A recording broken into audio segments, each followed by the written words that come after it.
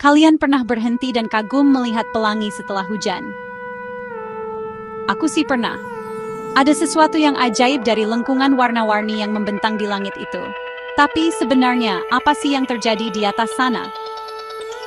Hari ini, aku akan membahas ilmu dan misteri di balik pelangi.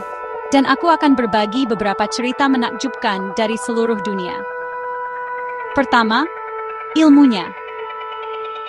Pelangi itu sebenarnya bukan benda yang bisa kalian sentuh. Itu lebih seperti ilusi optik.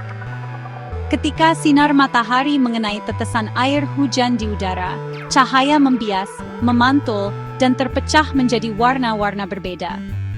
Itulah kenapa kita melihat lengkungan yang familiar dengan semua warna dari merah sampai ungu. Dan ini fakta menarik. Tidak ada dua orang yang melihat pelangi yang persis sama. Itu tergantung di mana kalian berdiri dan bagaimana cahaya mencapai mata kalian. Tapi pelangi bukan hanya tentang fisika. Pelangi telah menginspirasi mitos dan cerita selama berabad-abad. Dalam mitologi Nordik, pelangi disebut Bifrost, jembatan yang menghubungkan dunia kita ke alam para dewa. Di Yunani kuno, orang percaya pelangi adalah jalan Iris, dewi pembawa pesan. Dan di banyak bagian Indonesia, ada kepercayaan bahwa menunjuk pelangi bisa membuat jari kalian putus. Tentu saja, itu hanya mitos. Tapi itu menunjukkan betapa kuatnya simbol-simbol ini dalam budaya kita.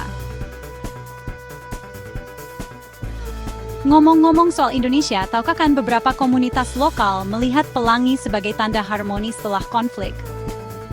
Warna-warnanya melambangkan persatuan dan harapan. Sesuatu yang menurutku bisa kita semua hargai. Di budaya lain, seperti di Irlandia, ada dongeng tentang pot emas di ujung pelangi. Sedikit bocoran, tidak ada emas sungguhan, tapi ide itu membuat kita terus mengejar mimpi. Sekarang, mari kita bongkar beberapa mitos. Pertama, tidak ada ujung pelangi. Pelangi itu lingkaran, tapi tanah biasanya menghalangi bagian bawahnya. Kedua, pelangi ganda itu nyata, dan itu terjadi ketika sinar matahari memantul di dalam tetesan air hujan 2 kali, yang membalik urutan warna lengkungan kedua. Keren kan? Jadi, lain kali kalian melihat pelangi, ingatlah, itu adalah keajaiban ilmiah dan sumber cerita tak berujung. Pelangi menghubungkan kita dengan langit, dengan alam, dan dengan satu sama lain.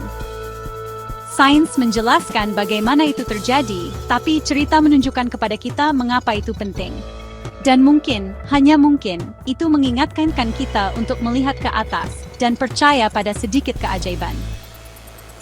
Terima kasih sudah menonton, dan teruslah mengejar pelangi itu.